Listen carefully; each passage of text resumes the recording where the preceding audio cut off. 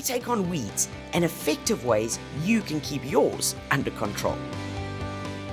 Right, folks, these are my 5 tips on how to keep weeds under control. Even better, not to have to get to that point where they simply don't exist because of your good management. Really easy, no chemicals involved, and just a bit of planning and using your powers of observation. In garden beds which have just had their seasonal change or are awaiting it, much like this little bed over here, was full of primulas in the winter.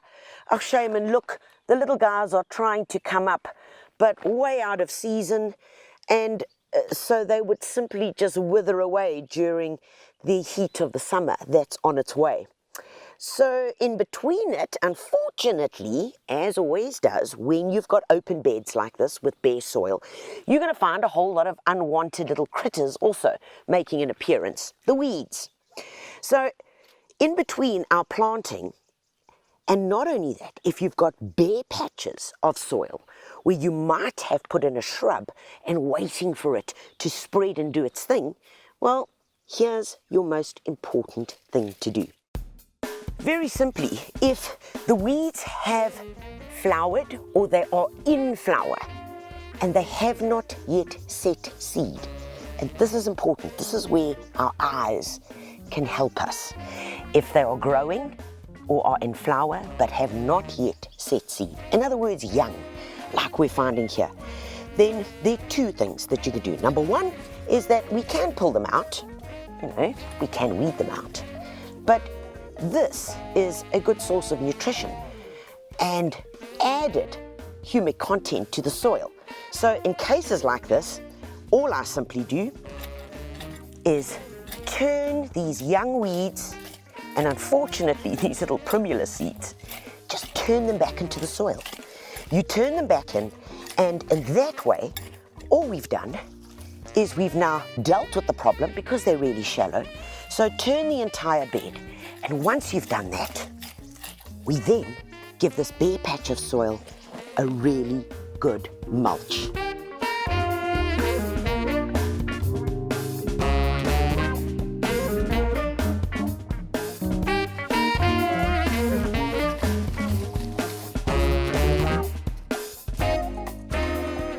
On top of it all, the mulch really looks good. Thick layer of organic material, whilst we're waiting for the new season's plants, or as I mentioned, whilst we were waiting if we had planted a shrub in here. Most importantly with the mulch, as it breaks down, it's adding good organic content. It's also trapping the moisture that is here in the soil. Plus, of course, it's going to stop the weeds, because weeds need light. The seeds need light in order to germinate. They're now stuck underneath there. We've got this lovely layer of mulch on top, and ain't no weed seed going to see the light of day. And when it comes to planting, all we would simply do is dig this beautiful layer into the lower layer of soil, improving the drainage, and of course, the most important task of improving your soil.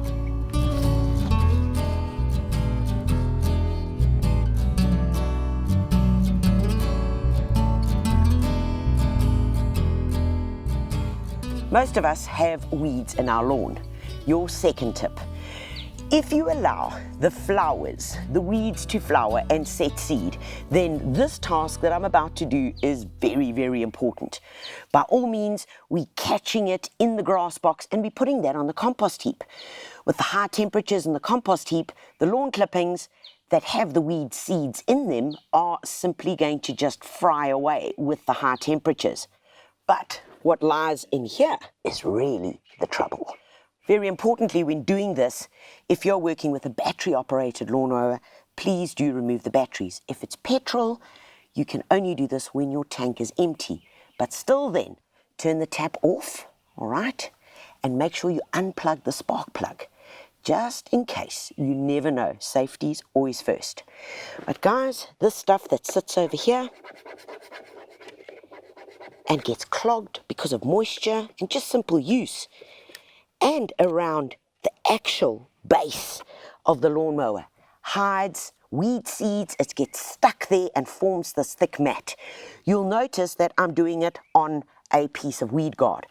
Either do it on that or do it on the gravel, where if you do happen to spill any and get it onto the lawn, well, that you're not then redistributing the weed seeds.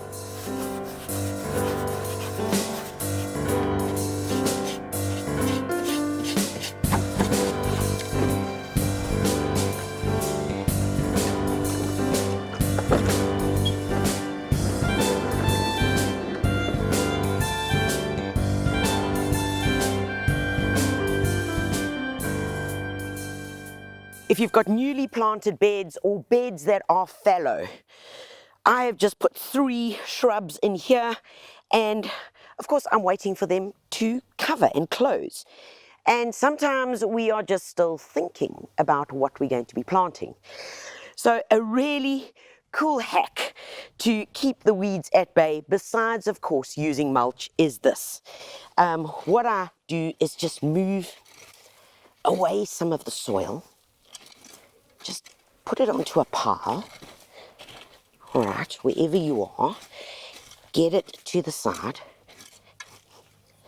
And here you can use cardboard boxes or you can use some newspaper. I prefer the cardboard boxes because they generally stay in place a bit, even with wind and that. So we just open them up and we lay them down. And you know, cardboard adds so much organic content into your soil. You also do know that if your compost heap is turning slushy, know that it really, and it's starting to smell, you know then that you're needing more brown. So what you do is you add cardboard. So all we do is we just pop them down. There we go. Let's pop another one in here. And as they get wet through watering, of course the moisture, the dew, they're just going to then start breaking down. And when it does come time to either add in or plant, well, your little trowel will simply go straight through this. Plus, of course, it's doing the important job of a mulch, keeping the moisture where it should be. So we pop that little guy down here. There we go. And of course, you can go wild with it, depending on how many boxes you have, because I don't really like the look of cardboard in my garden. This bit of soil that I took, you simply then just cover it up.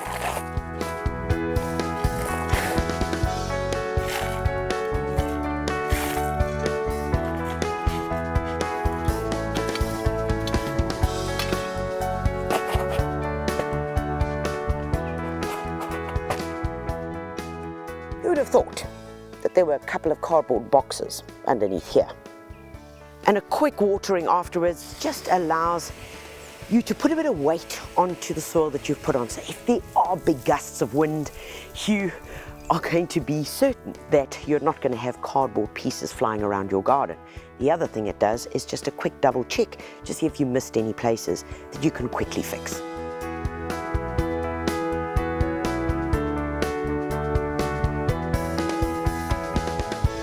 When buying plants from a garden centre, your local market, wherever you get them from, do inspect them for weeds. And it sounds kind of silly, like, would you really do that? And my answer is yes, yes, yes. Because once you introduce these guys into your garden, and if you do have them in your garden, you'll know how painful it is to try and get rid of them. This little guy that is about to go into a hanging basket has got a little clover in there. We know that they're bulbous, and unfortunately those ones are the worst. The bulbous ones, because no matter how you try to get it out, to dig it out, it's virtually impossible. The same with the little enkies, which almost looks like a little onion that's flowering. Terrible pest and impossible to get rid of. So whilst doing this and having the opportunity to plant, we rid it of this bad guy. So open it up. Wow, the soil is hard. And we want to get that out. Unfortunately, this guy hasn't developed enough to even have any bulbs in it.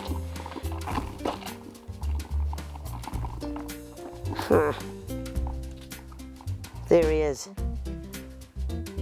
However, if I'd left this and it had matured and got those little bulblets, ha! We know what happens after that. Well, it's a multiplication game. And we all went to school and we all knew how that one worked. And to get on top of it is really difficult. So get the weeds out when you have the opportunity.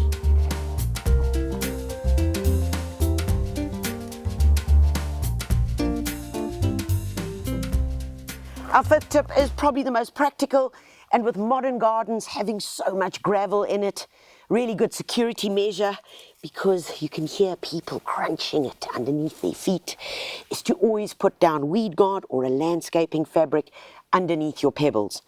Couple of reasons why. Number one, it saves the pebbles from getting squashed into the soil. And number two, the most important part, is that what it does is it stops the weeds from pushing through. Now, of course, you will get a few superficial weeds that pop up, but they cannot get deeply rooted into the soil below.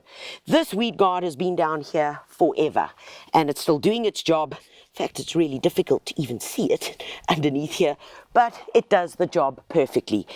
And because it's made out of a recycled plastic, it never disintegrates.